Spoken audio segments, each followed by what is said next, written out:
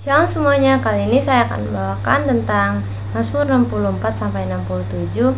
Sebelum itu mari kita dengarkan Alkitab Suara terlebih dahulu. Untuk pemimpin biduan, Mazmur Daud.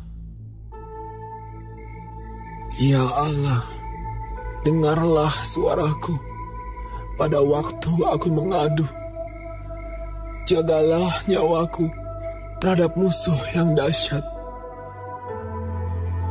Sembunyikanlah aku terhadap persepakatan orang jahat, terhadap kerusuhan orang-orang yang melakukan kejahatan, yang menajamkan lidahnya seperti pedang, yang membidikkan kata yang pahit seperti panah, untuk menembak orang yang tulus hati dari tempat yang tersembunyi. Sekonyong-konyong mereka menembak dia dengan tidak takut-takut. Mereka berpegang teguh pada maksud yang jahat. Mereka membicarakan hendak memasang perangkap dengan sembunyi. Kata mereka, siapa yang melihatnya? Mereka merancang kecurangan-kecurangan. Kami sudah siap, rancangan sudah rampung. Alangkah dalamnya batin dan hati orang. Tetapi Allah menembak mereka dengan panah. Sekonyong-konyong mereka terluka. Ia membuat mereka tergelincir karena lidah mereka. Setiap orang yang melihat mereka menggeleng kepala. Maka semua orang takut dan memberitakan perbuatan Allah dan mengakui pekerjaannya. Orang benar akan bersukacita karena Tuhan dan berlindung padanya.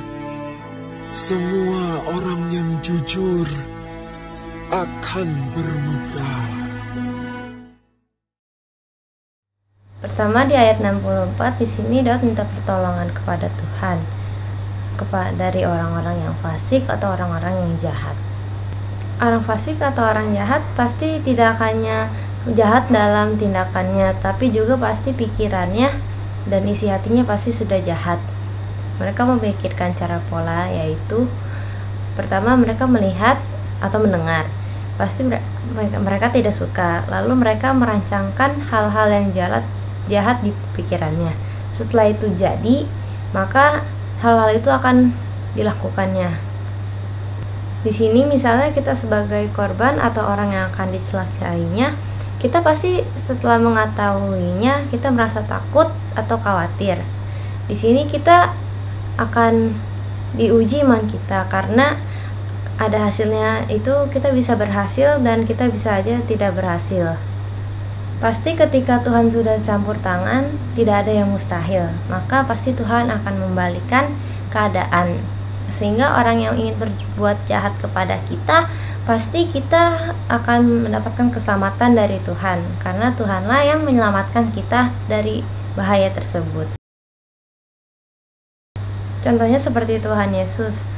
Tuhan Yesus mau menuruti apa yang Allah Bapa rencanakan, dan dia pun tidak ragu-ragu atau khawatir karena dia berserah pada Tuhan.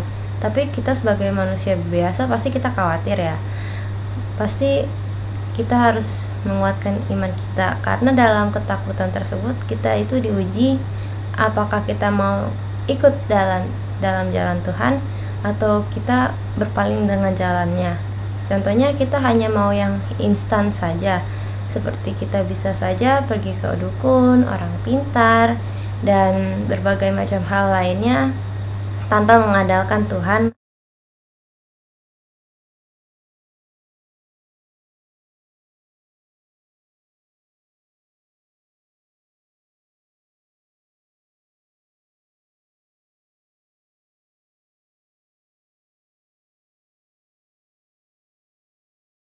Kepada orang lain kita ceritakan apa yang kita alami, agar mereka tahu bahwa kebesaran Tuhan itu ada, dan tidak hanya sebenarnya cerita-cerita, tetapi dalam tindakannya pun nyata di hidup kita.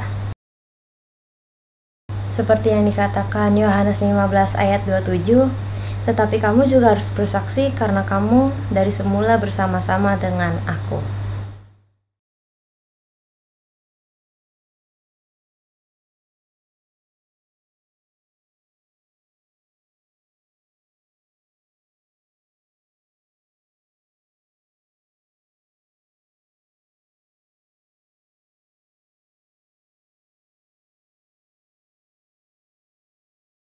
Terima kasih sudah mendengarkan, kiranya Tuhan Yesus memberkati.